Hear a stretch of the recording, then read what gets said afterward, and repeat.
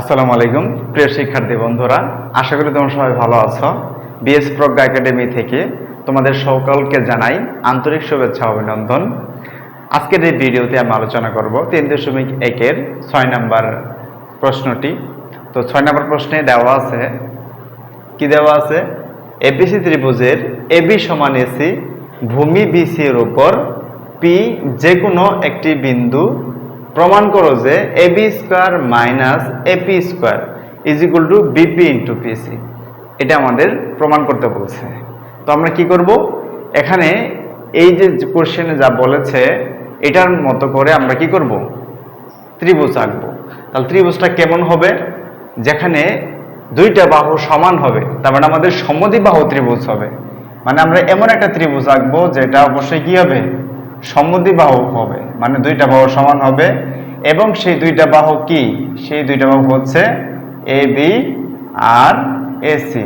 তো আমি কি করলাম, এই যে এ বি এবং এসি, এ বিন্দু দিলাম উপরে আর বি বিন্দু সি বিন্দু দিলাম নিচে। এটা হচ্ছে এ বি বাহু আর এই পাশটা হচ্ছে এসি বাহু।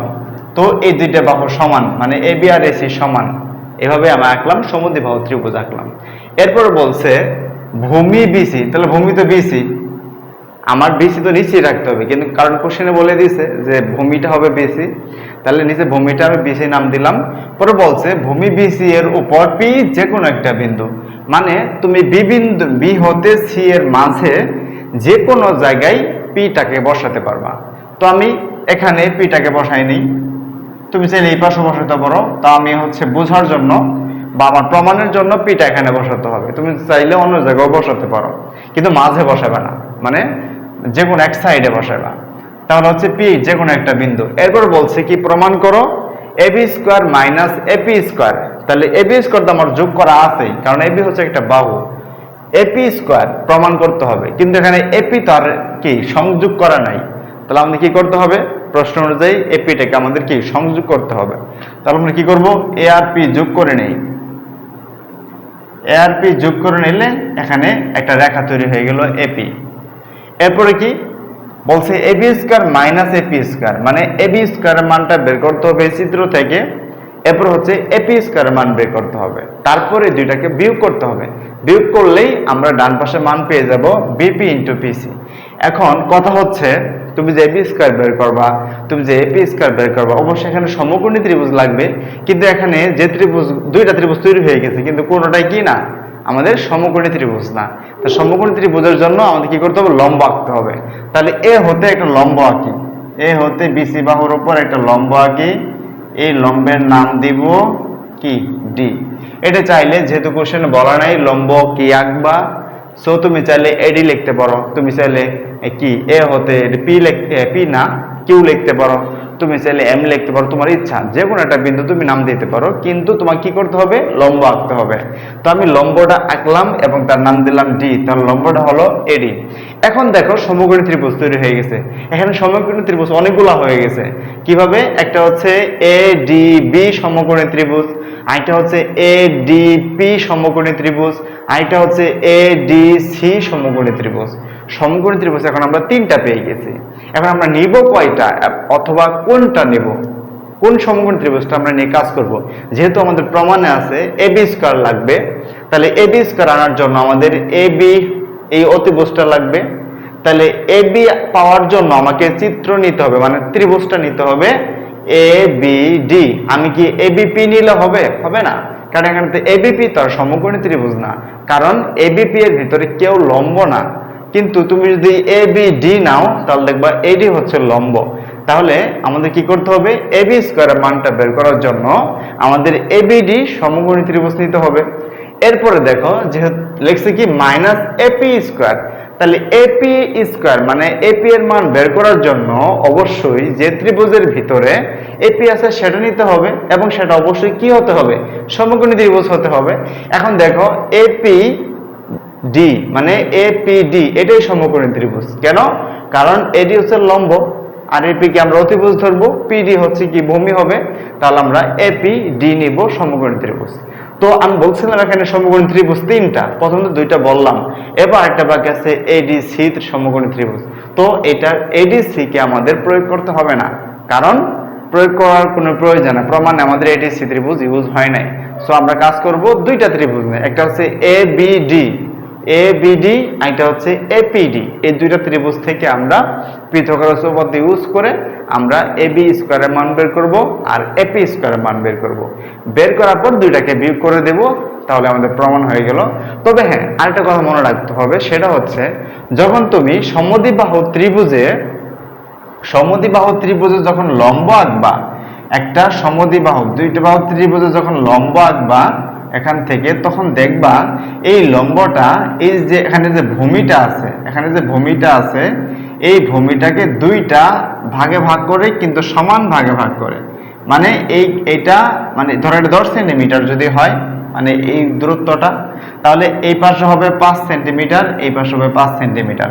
তার মানে যেহেতু এখানে বি বিন্দু দিয়েছি আমরা, আর এটা সি বিন্দু, আর মাঝে হচ্ছে ডি বিন্দু, তাহলে আমরা এখানে বলতে পারবো যে বিডি সমান সমান সিডি। এই জিনিসটা তোমার প্রয়োজন হবে। তোমাকে এটা মনে রাখতে হবে যে যখন তুমি কোনো ত্রিভুজে, এবং ত্রিভুজটা অবশ্যই হতে হবে সমদ্বিবাহু ত্রিভুজ, ওই ত্রিভুজে যদি তুমি কি করো, লম্ব আঁকো, মানে হচ্ছে কোনটা থেকে লম্ব আঁকবা, যেটা কমন বিন্দু, মানে যে দুইটা বাহু সমান তার শীর্ষবিন্দু থেকে বিপরীত বরাবর যে লম্ব আঁকবা, এই লম্বটা এই ভূমিকে দুই ভাগে ভাগ করবে। তাহলে দুই ভাগে ভাগ করলে বিডি সমান সমান সিডি হবে। এই জিনিসটা তোমার প্রয়োজন হবে আমাদের উপপাদ্য প্রমাণের জন্য। ওকে, তাহলে আমরা কি করব, তাহলে আমরা আগের কাজে চলে যাই। অঙ্কনে কি লিখবো? অঙ্কনে লিখবো যে লম্ব আঁকি, সেই লম্বটা কি, এ হতে বিসি বাহুর উপর। তাহলে ডাইরেক্ট লিখি বিসি বাহুর উপর কি করি, বিসি বাহুর উপর এডি লম্ব আঁকি। এটা আমাদের লিখে নিতে হবে, কারণ এটা আমরা অতিরিক্ত নিয়েছি প্রমাণের সুবিধার জন্য। ওকে, এখন আমরা প্রমাণে যাই। প্রমাণে গিয়ে প্রথম ত্রিভুজে চলে যাই। প্রথম ত্রিভুজটা আমাদের কি, অবশ্যই এবিডি ত্রিভুজ। তাহলে লিখবো এবিডি ত্রিভুজে পিথাগোরাস উপপাদ্য প্রয়োগ করে পাই অতিভুজ স্কয়ার সমান লম্ব স্কয়ার প্লাস ভূমি স্কয়ার। তাহলে এখানে বলো অতিভুজটা কি, যেহেতু এডি লম্ব, তাহলে অবশ্যই অতিভুজ এবি।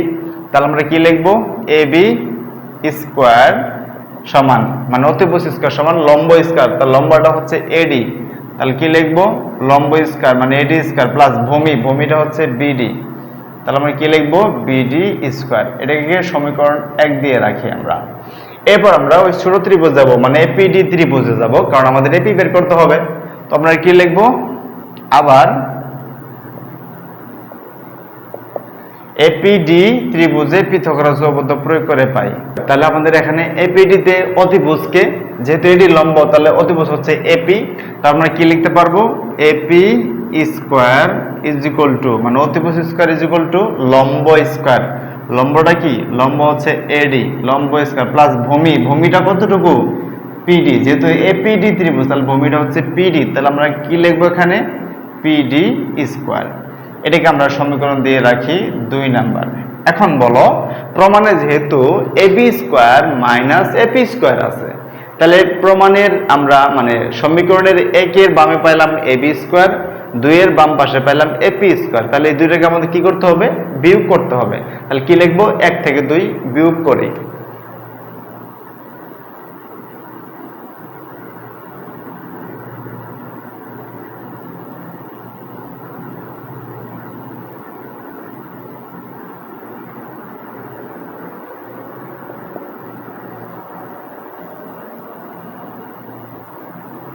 তাহলে 1 থেকে 2 বিয়োগ করি, তাহলে 1 নাম্বার কি আছে, এবি স্কয়ার। তাহলে এবি স্কয়ার আমি লিখলাম, সেটা বাম পাশে।